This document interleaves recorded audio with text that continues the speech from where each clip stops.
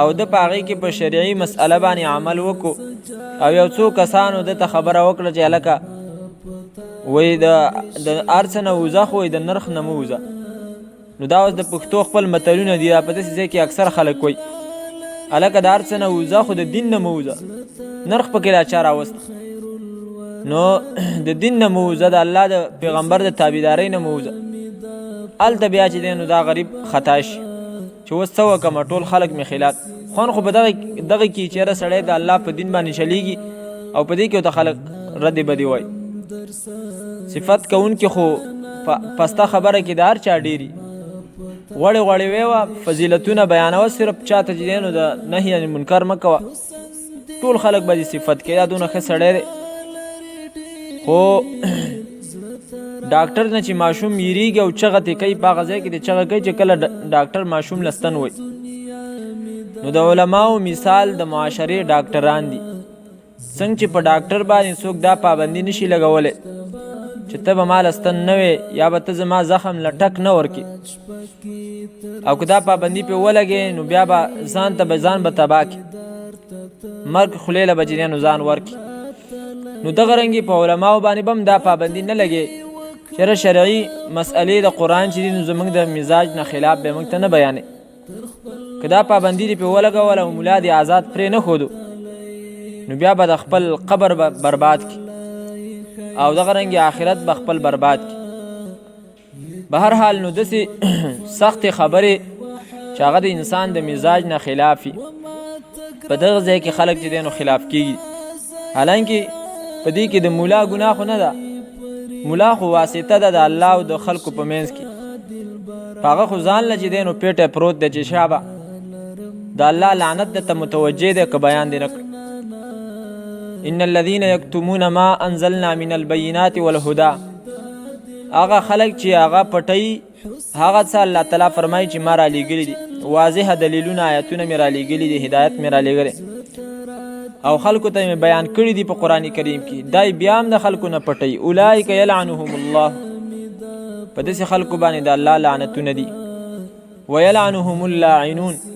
چې څومره مخلوق داغو په خلی باندې لعنت راتلی شي دغه ټول په دې باندې لعنت وي. یو طالب چې هغه او یا یو عالم چې هغه ته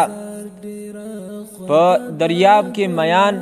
او دغه رنګي فرشتي دا ټول دعاګانې کوي نو دا د دې وجې نه چې خلکو ته خیر ورسي خو که دغه خیر نه دا منع شو نو بیا دغه ټول په لعنت وي.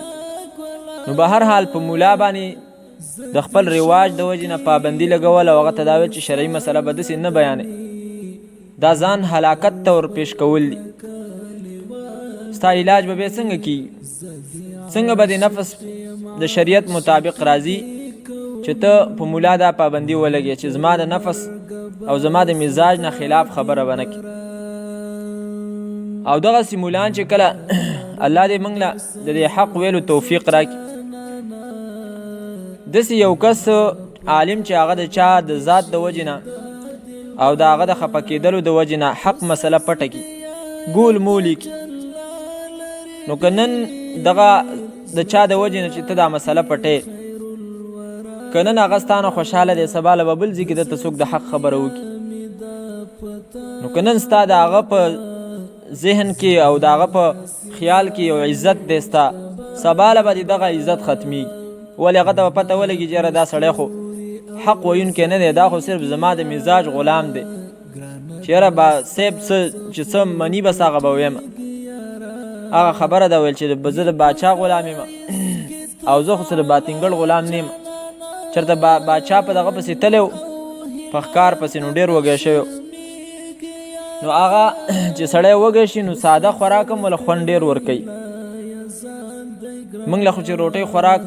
خوند نه راکوي نو موږ وږي کېږو نو موږ ټیم په ټیم باندې خوراک دی بیا ویره خوراک کې ذایقه نشته دی ذایقه پکې ولې نه خو موږ وږي نه نو بیا نو هغه چې چا وله باطنګړ راوړي نو باطنګړ یې خوړلي نو ډېر خوند یې ورکړی و سړی ستړی شوی و وږی شوی و نو چې یاره دا خو ډېر ښه شی دی نو هغه ورته صفتونه شروع کړي دا داسې شی دی او دا معدې له دا دی او وزیر یې ورته ویل بله ورځ بیا چېرته موړو په هغه ځای باندې ورغلی او بیا ویلو چې راغ باتینګړ پاخه کې چې هغې وله پخ کړي وو نو خوند یې نه ورکړی نو بیا وزیر ویلو چې دا داسې شی دی او دا په خېټه کې ګیس جوړوي او دا کوي او دا کوي نو هغه ورته بیا ویلو چې بله ورځ خو دې ورله صفت کوي ویل صاحبه زه ستا غلام یم زه تر باتینګړ غلام خو نه یم نو دغه خبره ده د صاحب د مزاج غلام کېږم د الله کتاب دی چې څه وایي صفا یې وایه ومن الناس من یقولو او ځینې د خلکو نه هغه څوک دی چې وایي آمنا